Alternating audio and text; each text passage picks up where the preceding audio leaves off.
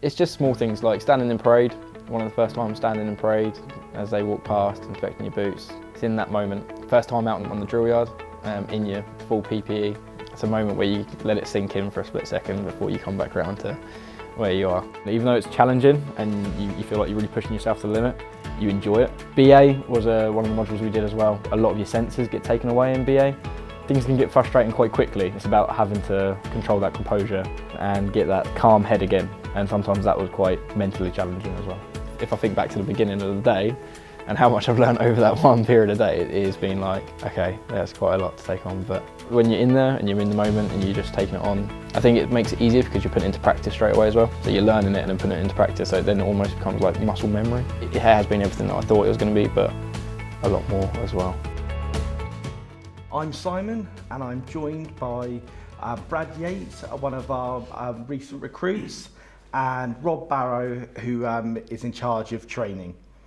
Bradley, obviously they've just seen your video and you just look so happy in it. Some have likened it to childlike glee. Obviously you were having a really good time. Can you tell us a little bit about that and what made the course so enjoyable for you? Yeah, so I think like any little boy, little girl, being a firefighter is some people's dreams. So yeah, to be able to actually live it and become a firefighter is absolutely sort of a really proud time or proud moment. So for myself, yeah, being able to do the things that we get to do was just brilliant. And you can't really, when you get that so much joy, you can't really always hide that. So yeah, it was good to be able to fulfil that. That's great to see. Were there any particular parts of the course which you particularly enjoyed or made you think, wow, I can't believe I'm doing this? Yeah, I think every day, to be fair. It's similar to, especially during the training course and now on station, you never really knew or know what you're going to be doing that day. Every day can be different. So it was always something different, a different challenge to be facing. From doing breathing apparatus training, facing live fire, hanging over the side of a building, doing rope rescue, even to sort of like the RTC training, so cutting up cars with big heavy tools. Yeah, I think the whole part of everything was a different challenge, was the main part of that. And Rob, I understand you're involved in putting together the training packages for the new recruits. I mean, how does it make you feel when you see the people you've put so much time and effort into going on to become respected firefighters, attending incidents and being so happy in the job?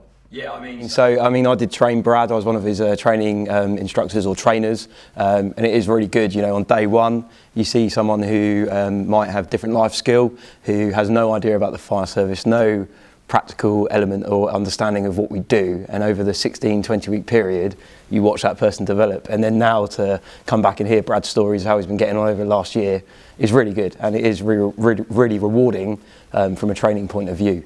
So yeah, it's great to see. What sort of things do you have to think about when you're putting together a course and you're thinking about what they'll actually do? So my specific role within training at the moment is to put together the trainees courses. So that's the courses designed for someone who's got no background of the job whatsoever. 16 to 20 weeks to get them to a standard where they can join in a team safely. That's absolutely critical in my role, making sure that individual's safe, but also that they can play their part in the team when they go out on an operational vehicle, literally on the first day they start. So when I put together the package, I look at the whole role map of the firefighter and then the practical elements in a sort of priority of what they need to be able to do the job when they pass out from here.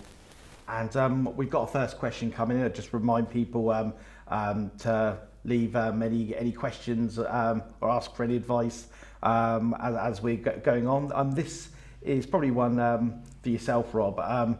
Any tips on the shuttle run? Any tips? Just lots and lots of practice. What I would say, The shuttle run, as in the bleep test, is that, I'm guessing. We do different fitness selection tests. Bleep test is one option. So if they are practicing for that, obviously practice as per the bleep test. You can get it on YouTube. It's quite easy to follow. But if it's more the shuttle physical test, as in the output test, I'd be recommending people, when they practice that, shorts and t-shirts, not a good idea. Practice that in a hoodie, maybe some tracksuit trousers on, because when they do the test here, they will be doing that in full fire kit. I think as well, they're mentioning confined space training. Is there a way, any tips you think someone could prepare for such an unusual...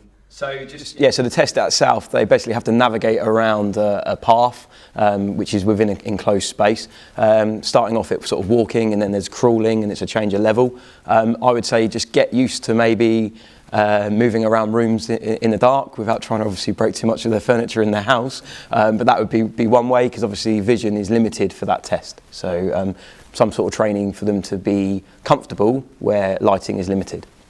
What's one of the challenges you have when you're training? Is there a particular area where you find people tend to need more work, or? I think it's quite mixed depending on the individual. Fitness is absolutely crucial. At the end of the day, there is an element of this job which is largely practical, and when we go out to respond to incidents, we need to be able to run around safely and efficiently in fire kit, and obviously we simulate that during the 16 to 20 week training course. So fitness, if anyone wants to be prepared, I would say be the fittest you've ever been, and you should do okay. Okay, and Brad, what would you say would be, was there a particular part of the course that you found hard, or that you were surprised how intensive it was? Yeah, it kind of comes back to what I mentioned earlier about the everyday being different. You never knew what sort of challenge you were up against, so going into every day with an open mind, not sort of preempting what you're going to be doing, because sometimes that can put you on the wrong foot to start off with. I think sort of the new skills, all of the elements of being a firefighter, it challenges you in different ways. So, for example, rope rescue, having to learn to be comfortable in certain situations when you're hanging off a rope. You've got to trust other your work colleagues, your teammates. So it's that side of it. You get pushed to the limit in certain aspects of the job, which you do have to then. Did you have to overcome any fears or challenges yourself? I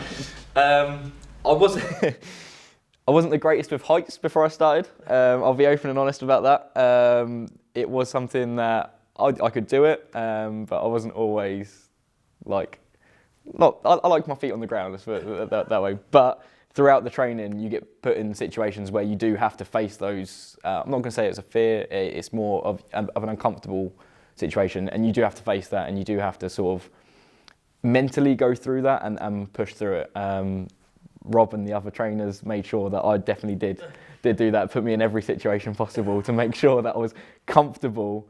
And I'm happy to say now that I'm happy to work in those sort of situations. Rob, would you say, I know a lot of people have asked about the amount of knowledge that you have to take on. I've heard feedback as the job involves so many different skills.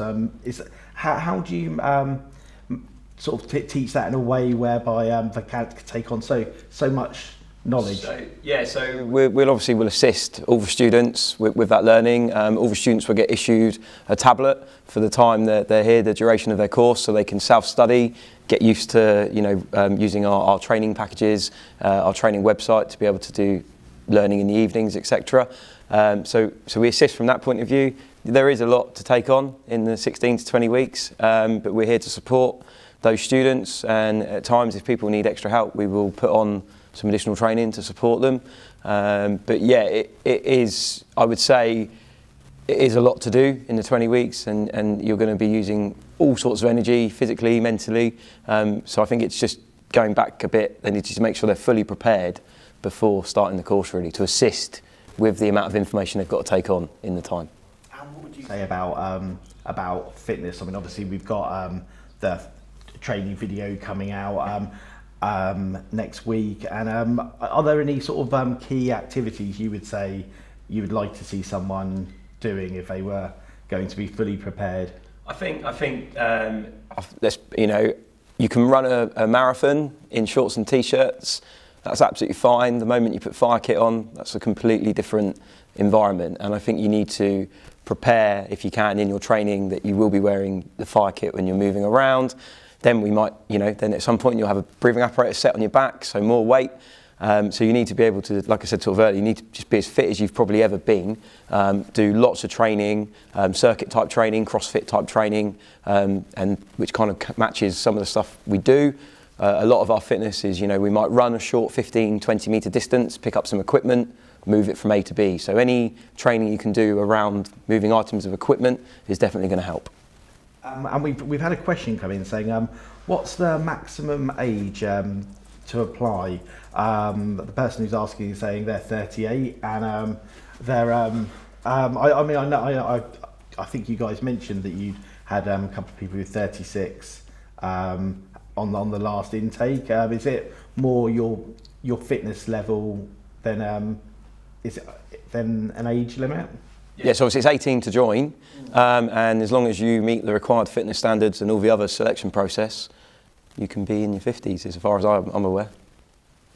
Okay, how many times a year does recruitment happen now? Are there any plans going forward as to how often recruitment will be happening?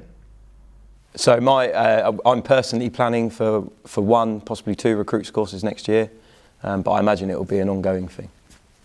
Okay, and somebody's asking, they want to prepare to be strong enough for the hose reel drag when taking the fitness test. On the Have a Go Day, it was one of the first things they tried, and how would you suggest that they can prepare to improve their performance on a real test? So again, it just goes back to just getting, using, different muscles within the body, making, from a physical point of view, working on that physical fitness to be able to do that task. So again, get advice from a PT or a local person at your gym on some sort of circuit training or CrossFit training, and that should hopefully help improve.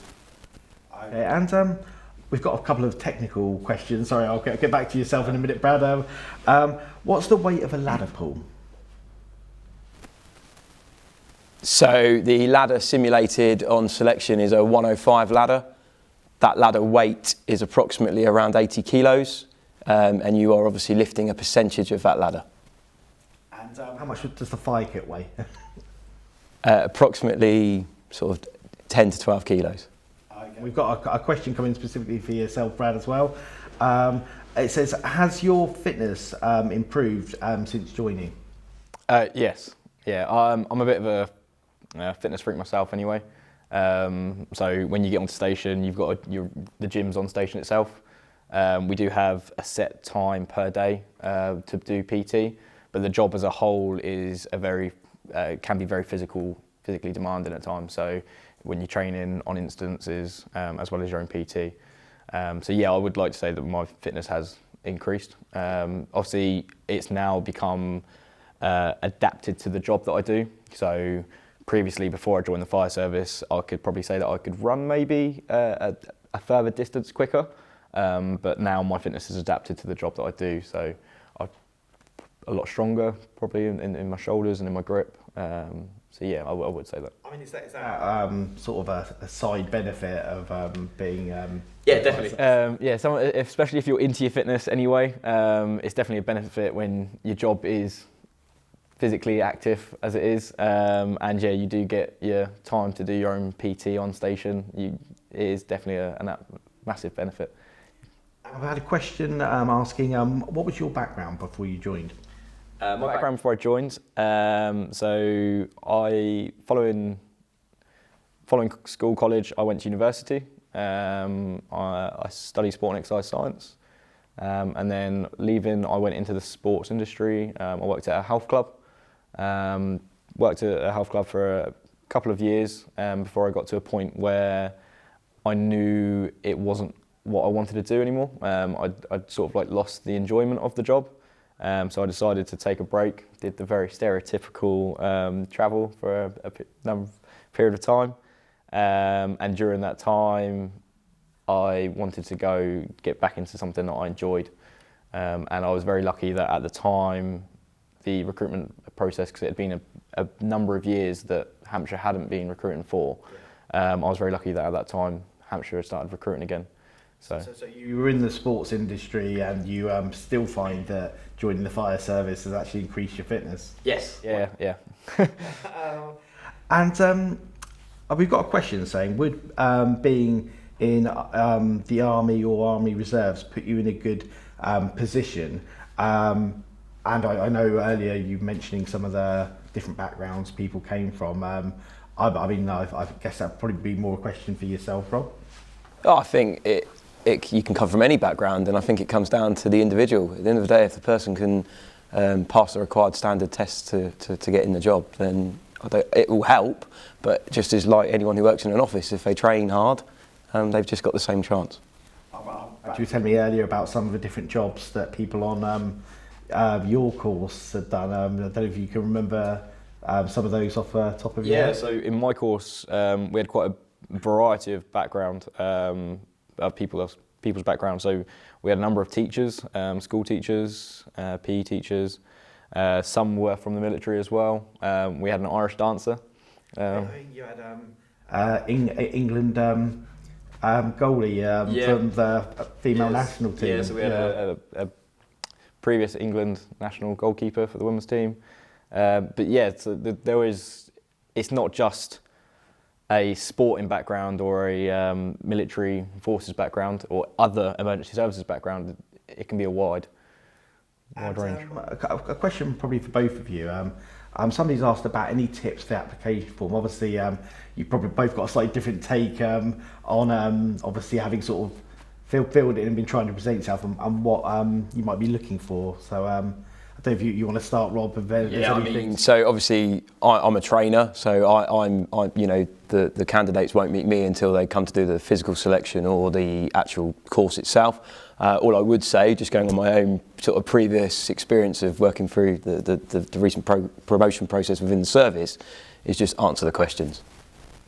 As in, read the question and answer the question. Don't overthink them. Be as honest as you can. Yeah. Sure. Anything to add to that, Brad? From myself, anyone that is applying or going through the process, same as what Rob said. Answer the question. Answer what it's actually asking. Don't take the question and try and go off on a tangent. Answer the question for what it's asking, but also give examples. At the end of the day, the service wants to know who you are, so they want to know where you come from. So give examples of your background, but not just a work background. Give life experiences, give family experiences, give a range of examples so they get to see the whole you. Okay, excellent. Is there any sort of way you could think of as standing out? Obviously we get a huge amount of applicants, and only only a certain number of jobs. Is there anything you did on your application that was mentioned and you thought, I'm glad I mentioned that? So going back to what I just said, I tried giving different examples of what I've done, the experiences and opportunities. Obviously, I mentioned that I'd been travelling. I'd mentioned that I've come from different backgrounds, but in a whole, I just made sure I'd put the most effort I could in and showed that I wanted to be there. I was happy to be there as well. I think that definitely came across on the video as well. We've got a question about career progression. Obviously, Rob, you progressed in the service, and obviously you're sort of still quite new to the service. What would you say about career progression? Yeah, okay, yeah, cool. Myself, there's lots of options. Okay, so obviously whenever anyone starts, they go to an operational firefighter position. That is what they're applying for. So it will be an operational post initially as a firefighter. You can then actually work your way up, so a crew manager, watch manager, and progress through that way. And you can do all of that operationally, so out on the fire engines. But also there's other jobs that are non-operational, such as such as training, which is the job I do now. So currently I'm not going out on the fire engines responding. However, part of my day job is to train people like Brad and other trainee firefighters. So there's loads of different routes available. Fire investigation is an option where people might go and quite specialist as they progress. We have our technical rope team, which again is a specialist route you could go down. So everyone starts at firefighter level, and there is many different options that people can explore as they go through their career.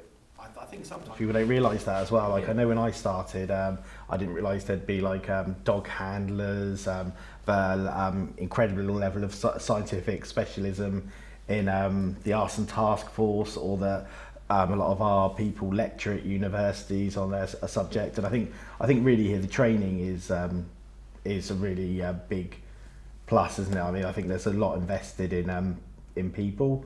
I mean, Brad, are you sort of what's your view on that? Obviously, you've just been through, well, relatively recently, been through a very intensive training package, and I'm sure there's still lots more going on. Yeah, definitely. So I've only been on, I've been on station coming up to a year now, so I'm still quite new to the fire service. I'm still in that stage as well where I'm looking to take on everything I can.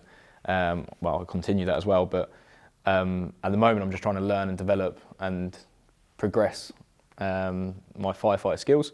But yeah, I think for myself at the moment, I'm enjoying the job and I want to stay getting the most out of the job. So I'm not looking to progress so quickly. I'm happy being in the back of the truck, taking orders, taking instructions and learning.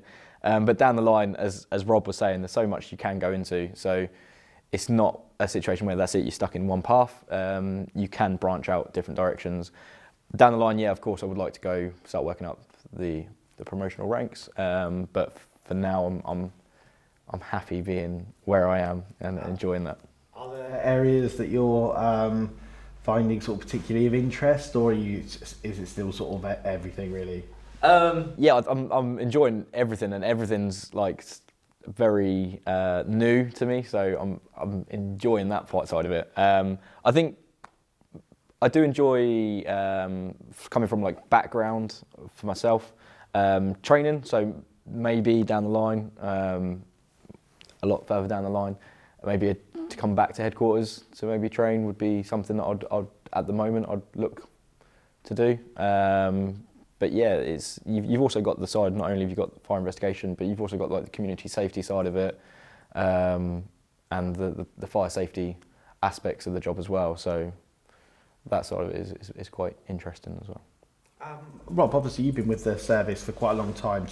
I thought it was quite interesting what Brad was saying. Do you think being able to engage with the community has become a bigger part of the role in your time with the service? Yeah, absolutely. I mean, we want to keep our community safe. We want to educate our communities, and the only way we can do that is by physically, getting out in the communities. Let that be a safe and well visit where we might put smoke detectors up or other sort of safety advice, or actually community engagement on station as well. So inviting groups of people into the station to run events. So yeah, definitely. And I think that's great because then we can build our relationships, break down barriers maybe that have been there in the past, to help improve and keep our community safe.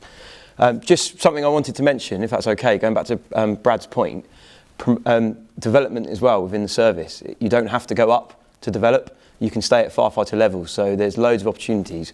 Firefighters become trainers, so they can training to their watches and teams on station. They can go off on secondments potentially, and also their personal development within driving. So I think it's important to say you don't always need to move up the promotional ranks or roles to be able to branch out within your career. Okay, well that's fantastic. Well, I think we've answered quite a few questions today, and remember to tune in next week at the same time for our final Q&A. Thanks very much.